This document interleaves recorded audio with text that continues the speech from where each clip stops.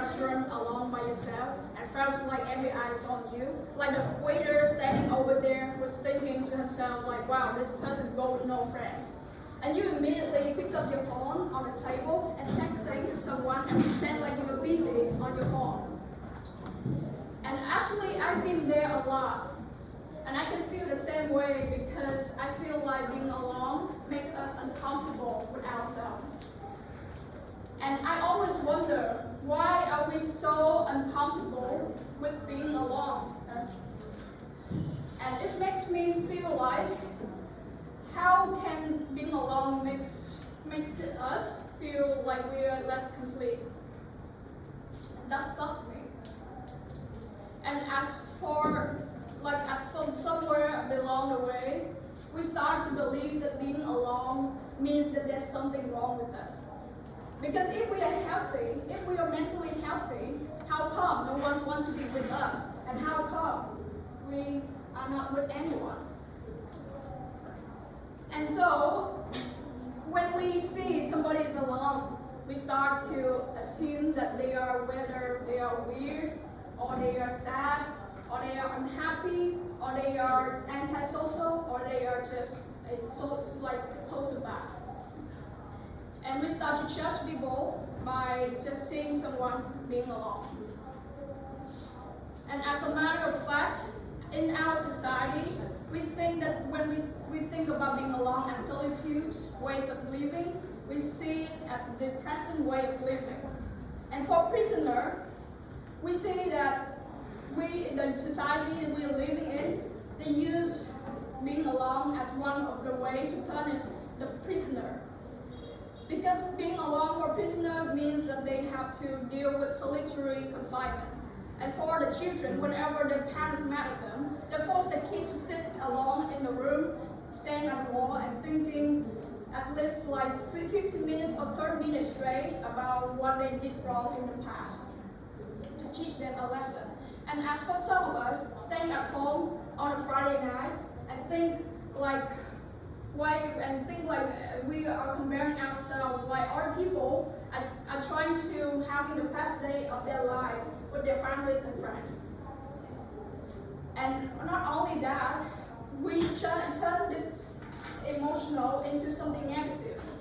And as a result, as when we're alone, we're physically alone, but we are not actually alone. We text, we scroll, we constantly check our notification every 5 seconds or 5 minutes just to feel like we are constantly connected to someone. Because why? Because we feel that being alone sucks. And our life sucks. And nothing matters anymore. And so we start to compare ourselves with other people's experience. But I think that's a wrong way of interpreting things that way. Because as for me, I think that we have to differentiate between the definition of being alone and the definition of loneliness. Because being alone means that solitude. That when we can make peace with ourselves, we spend more time with ourselves, and we feel fine that we are alone by ourselves. But for loneliness, if you ever feel like you're lonely, it's just simply you feeling like you are empty inside. And you can be in a room full of people, but you can still feel lonely because you don't feel like you belong there. And that's the two different types of concepts that I want to discuss. And in my experience, I've been an ambivert myself for a long time. I can switch between whether I can be an introvert or extrovert, depends on the people that I talk to or I'm with, just based on that. And I love being around the people that I care about. And I love being with people that I love. And life is obviously more meaningful and more fun when we are with our family and our friends, right? And as a result, I think that after a while, I finally realized something. That if I constantly need other people to be around me, it means that I'm not totally fine with myself. I cannot tolerate the person that I am with right now. If I cannot tolerate myself, how can anyone tolerate me? And that stuck me for a long time. So I decided to change And I decided to take a change for myself, and I decided to learn how to being alone by myself intentionally. And there's a lot of times that when I found myself burnt out after school, and I feel like the world's gonna have a doomsday or something, and I feel like peer pressure, like that girl, that boy doing better than me, like something, and I feel very stressed because the deadlines keep coming up, and I have to find peace in myself every single time. And I would take like 40 to 50 minutes of walking around the park to calm myself down. And then there's sometimes in life I feel like I lost in my direction. I don't know who I want to be anymore, and I don't know if I ever can be like I can ever like achieve the goal that I set it out for myself from the last year and to the 5 or 10 years later. So I would sit on the table at the corner of the room, in my room, and I would just a notebook and a pen, and I would write down what I want to be in 5 or 10 years later.